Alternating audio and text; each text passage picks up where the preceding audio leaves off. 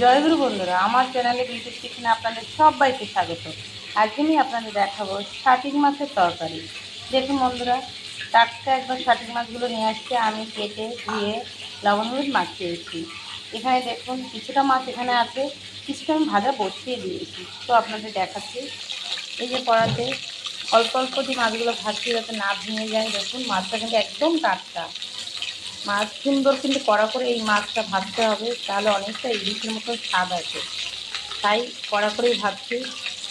আজ আমি এই ছাটি মাছটা রান্না করবো, কুমড়ো আলু দিয়ে তরকারি করবো। এখানে দেখুন আমি কুমড়োর আলু কেটে রেখেছি। কুমড়োটা দেখতে অতটা ভালো লাগবে না, কিন্তু সাদা টাইপেরই লাগবে, কিন্তু মিষ্টি আছে। তো কুমড়ো আলুর তরকারি হবে আজকে। দেখুন আমার মাছ ভাজা হয়ে গেছে, আমি নামিয়ে নিয়েছি। মাছ ভাজা তেলের ভিতরে আমি কুমড়ো আলু দিয়ে দিয়েছি, লবণ হলুদও দিয়ে দিয়েছি। এবার এটাকে আমি নেড়ে চেড়ে নেব। কুমড়ো আলুর যে জলটা গায়ে সেটা টেনে যাবে, তারপরে আমি জল দিয়ে দেবো। সবসময় যে কোনো তরকারি সবজি করলে আগে তার গায়ে একটা জল বেরোয়, সেই জলটা শুকিয়ে নিতে, তারপরে জল দিলে তরকারির স্বাদ ভালো হয়। আপনারা কিন্তু এভাবে অতি অবশ্যই একবার কিন্তু এভাবে করে খেয়ে দেখবেন, তরকারির স্বাদ অন্যরকমই হবে। এবার আমি জল দিয়ে দিচ্ছি। দেখুন জল একটু দিয়েছি, আর একটু জল দিয়ে দেবো।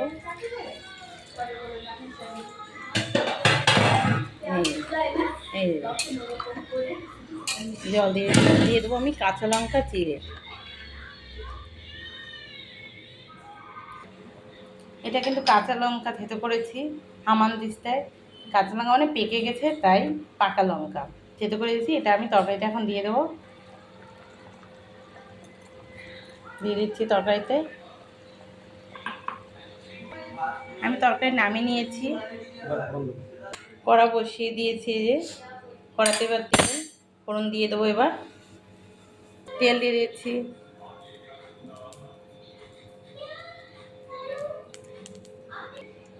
তেল গরম হয়ে গেছে, এবার দিয়ে দেবো তেজপাতা, শুকনো লঙ্কা। দিয়ে দিলাম শুকনো লঙ্কা, দুটো শুকনো লঙ্কাকে 4-5 খণ্ড করে আমি দিয়ে দিচ্ছি। তারপরে দিয়ে দেবো এবার তেজপাতা।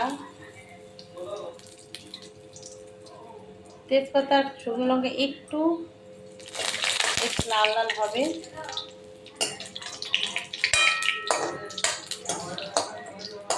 তারপরে আমি দিয়ে দেবো জিরে।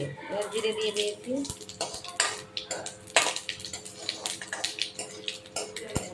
দিয়ে সুন্দর করে লাল লাল করে নেব।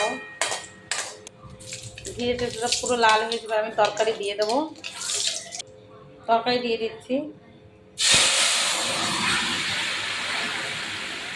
দেখুন কি সুন্দর তরকারি বেশ ফুটলো। এবার নেড়ে চেড়ে নেবো একটু, তরকারি নামিয়ে নেবো। হয়ে গেছে, দেখেছেন তরকারি আমার কুমড়ো আলুর তরকারি হয়ে গেছে শাটিক মাছ দিয়ে। এভাবে কিন্তু অতি অবশ্যই শাটিক মাছ দিয়ে কুমড়ো আলু দিয়ে তরকারি করে আপনারা খেয়ে আমাকে কমেন্ট করে কিন্তু জানাবেন খেতে কেমন লাগে এবং খেতে কেমন হয়েছে। তো আমার এই রেসিপিটা যদি ভালো লেগে থাকে তাহলে please please please like share comment করতে কিন্তু ভুল করবেন না, সাবস্ক্রাইবটা করে দেবেন। জয় গুরু।